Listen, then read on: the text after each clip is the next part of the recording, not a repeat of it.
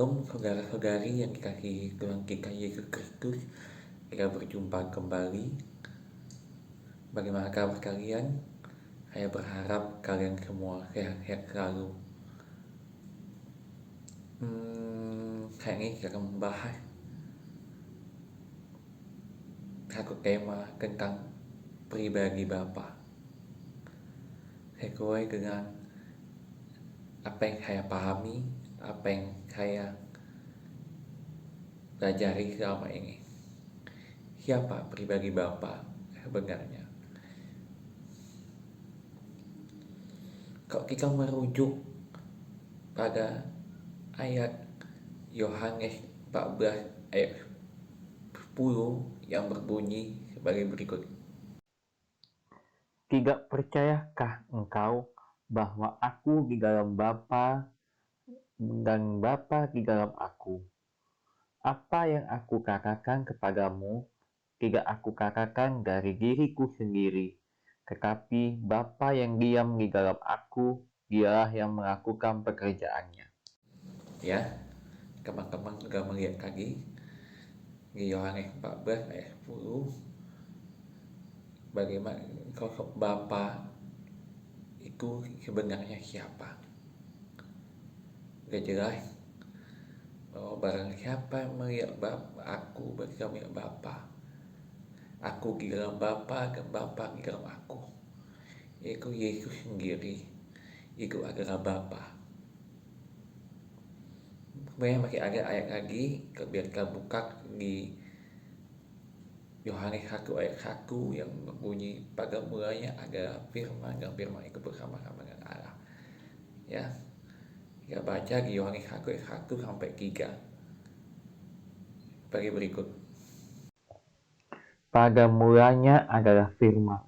Firman itu bersama-sama dengan Allah, dan firman itu adalah Allah. Ia pada mulanya bersama-sama dengan Allah. Segala sesuatu dijadikan oleh Dia, dan tanpa Dia tidak ada sesuatu pun yang telah jadi dari segala yang telah dijadikan. Ya, kawan-kawan juga bisa melihatnya lagi di Yohanes 1 ayat 1 sampai 3. Ya, pada mulanya ada firman dan firman itu bersama-sama dengan Allah, dan seterusnya sudah ada. Udah jelas sekali pemaparan siapa pribadi Allah sebenarnya, siapa pribadi Bapa sebenarnya. Saya akan mengakikat bila kurang, saya akan mengakikat satu ayat lagi dari Wahyu 21 ayat 6 sampai 7. Kita baca bersama-sama, kita lihat plan-nya. Firman-Nya lagi kepadaku, semuanya telah terjadi. Aku adalah Alfa dan Omega, yang awal dan yang akhir. Orang yang haus akan kuberi minum dengan cuma-cuma dari mata air kehidupan. Barang siapa menang, ia akan memperoleh semuanya ini, dan aku akan menjadi Allahnya, dan ia akan menjadi anakku.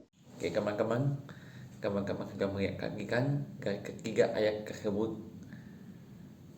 siapa sosok Bapa yang dimaksud, yaitu Yesus itu sendiri yang dari permulaan ada.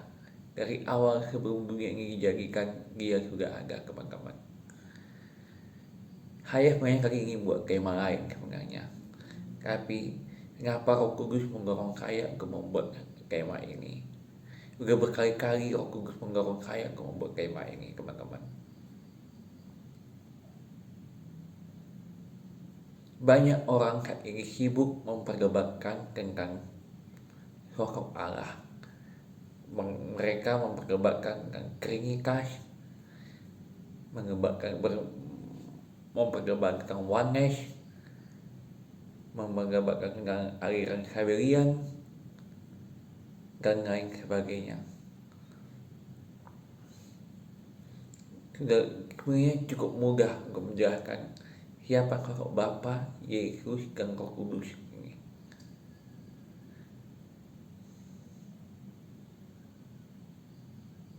Kalau kita merujuk pada siapa Allah benarnya, sudah jelas bahwa untuk melihat sosok Allah sebenarnya sangat mudah. Ya teman-teman,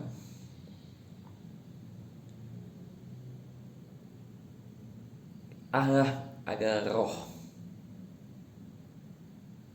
Roh Kudus adalah roh.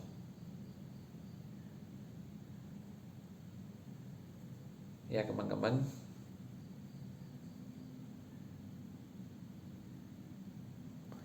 ada di Yohanes berapa itu yang menyangka bahwa aku akan mengirim mengutus penolong lain agar dia menyertai kamu sampai selama-lamanya.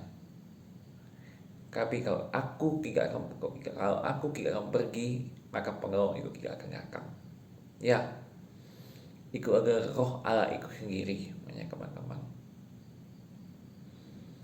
Kalau teman-teman ingin melihat siapa sosok Allah sebenarnya, mudah teman-teman. Ini baru sebagian kecil, karena kayak kalau membuat ini akan memakan waktu sampai 1 jam bahkan 2 jam untuk menjelaskan ini semua. Allah Bapa, Roh Kudus adalah roh. Yesus adalah tubuh manusia. Ya teman-teman, kalau ingin teman-teman melihat sebenarnya siapa Allah, Bapa, Yesus, dan Roh Kudus, sangat mudah. Di Kejadian 1 ayat 3, ya kalau nggak salah, dijelaskan, maka Allah menciptakan manusia serupa dan segambar dengan dia, teman-teman. Cukup mudah kan, teman-teman? Allah menciptakan manusia serupa dan segambar dengan dia. Manusia terdiri dari tubuh, jiwa, dan roh. Ya teman-teman, tubuh adalah tubuh fisik kita, teman-teman, tubuh fisik kita. Ya, jiwa adalah pikiran kita, hati kita, perasaan kita. Roh adalah roh yang diberikan Allah kepada kita, yang menetap di dalam diri kita. Ya teman-teman, apakah roh dan jiwa itu sama? Ya, satu. Jiwa dan roh itu sama, satu. Begitu juga dengan tubuh jasmani kita, itu satu. Jadi 3 pribadi dalam satu tubuh, itulah dia kita. Mudah kan teman-teman? Siapakah itu pribadi Bapa sebenarnya? Siapa itu pribadi Yesus dan Roh Kudus? Gampang. Allah Bapa adalah roh, Roh Kudus adalah roh. Jelas teman-teman? Banyak ayat yang menyatakan bahwa Allah Bapa roh, seperti yang ditemui Musa di Gunung Sinai. Allah itu roh. Begitu juga dengan pengampakan lainnya yang menyangka bahwa Allah itu roh, seperti yang dijumpai Elia dan juga Daud. Ya teman-teman. Nah, bagaimana? Kok bisa seperti itu teman-teman? Kok bisa teman-teman? Ya.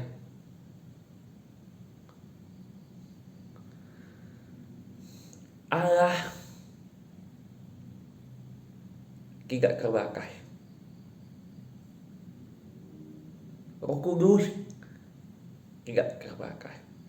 Tapi tubuh jasmaninya Yesus Kristus terbatas. Walaupun di dalamnya ada tubuh Allah. Ya teman-teman. Nah, kok ada orang yang bertanya kepada kita, seperti yang bertanya kepada saya, kenapa Yesus menyebutkan Allahku, Allahku, kenapa engkau meninggalkan aku? Simple jawabannya, teman-teman. Bukan Allahnya pergi meninggalkan dia. Kalau Allahnya pergi meninggalkan tubuhnya, pergi mati sebelum waktunya, maka bakalah rencananya semua engkau menggenapi ngebuahkan yang sebelum-sebelumnya dari nabi-nabi sebelumnya. Allah tetap ada di situ, di dalam tubuh dia, ya, di dalam tubuh dia, itulah dia. Maka begitu mati selama 3 hari itu sebelum bangkit, roh Allah itu pergi kembali ke surga. Dan masuk kembali ke tubuh Yesus setelah sebelum hari ketiga itu, pas hari ketiga itu hari kebangkitannya. Teman-teman, itulah dia sosok Allah sebenarnya, teman-teman. Jadi kok teman-teman kok kenapa? Jadi kalau menanyakan, banyak orang bertanya, gimana kah Allah saat Yesus mati? Apakah surga kosong? Tidak, teman-teman. Allah kembali ke surga. Bapa kembali ke surga. Selama 3 hari. Dan dia kembali lagi ke tubuh itu untuk bangkit dengan tubuh kemuliaan. Nah, dia kembali ke topik awal. Kenapa masih banyak orang yang memperdebatkan masalah ini? Karena mereka tidak baca Bible, tidak baca Alkitab.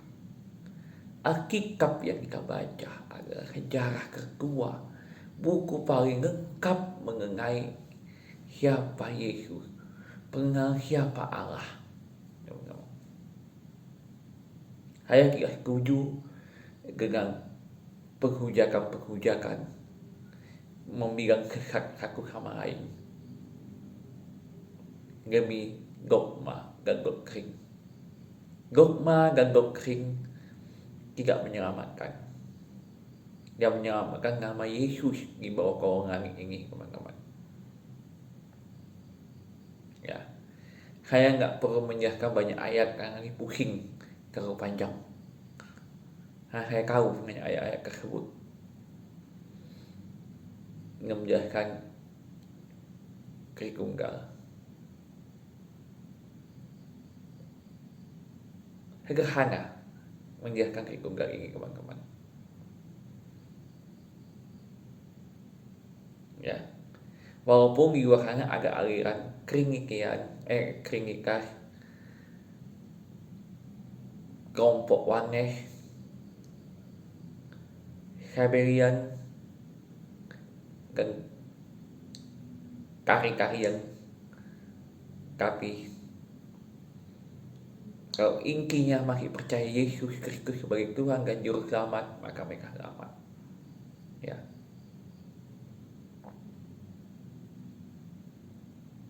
Sama seperti saat Yesus mau disalibkan, ditusuk, dibunuh, ya, roh Allah tidak tersentuh, teman-teman. Karena roh Allah ada di dalam tubuh dia, Roh Kudus juga ada di dalam tubuh dia. Karena Roh Kudus adalah roh Allah itu sendiri, teman-teman. Sama seperti kita akan nggak dipukul orang atau dicubik saja seperti ini. Nah, dicubik atau dipukul orang, roh dalam diri dia tidak akan tersentuh sama sekali. Yang merasakan sakit cuma tubuh jasmani kita. Sama kan, teman-teman? Sama. Jadi nggak usah teman-teman repot-repot menjelaskan arti Tritunggal. Saya bukan menganggap Tritunggal itu benar 100%, teman-teman. Saya juga tidak menganggap Oneness itu benar atau salah 100%. Tapi yang jelas, barang siapa yang percaya aku, maka akan diselamatkan. Ya, percaya Yesus. Dia tidak boleh dijelaskan bahwa siapa yang percaya Yesus, maka akan diselamatkan.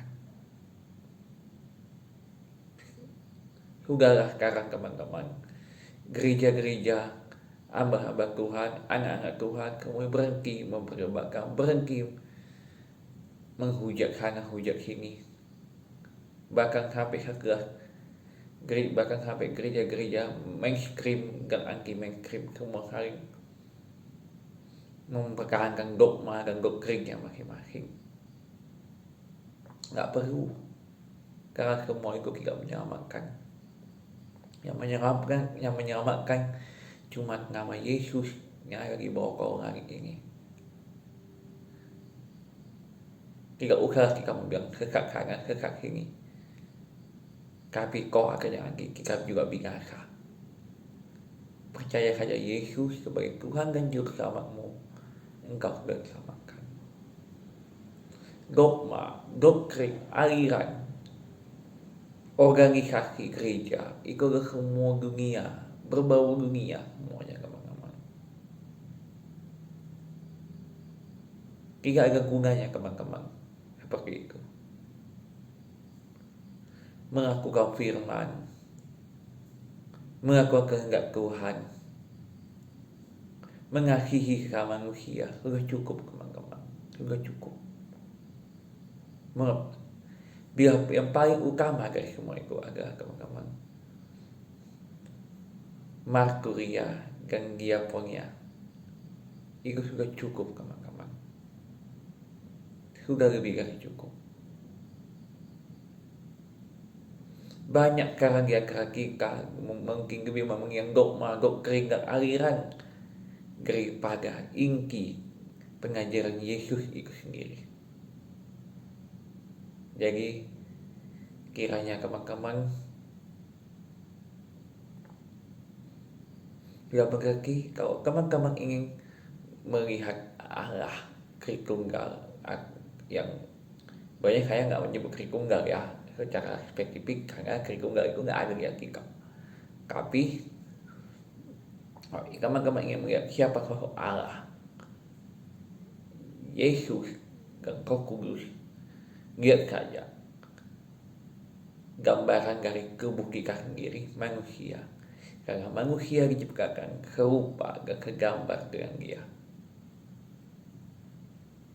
Itu saja teman-teman.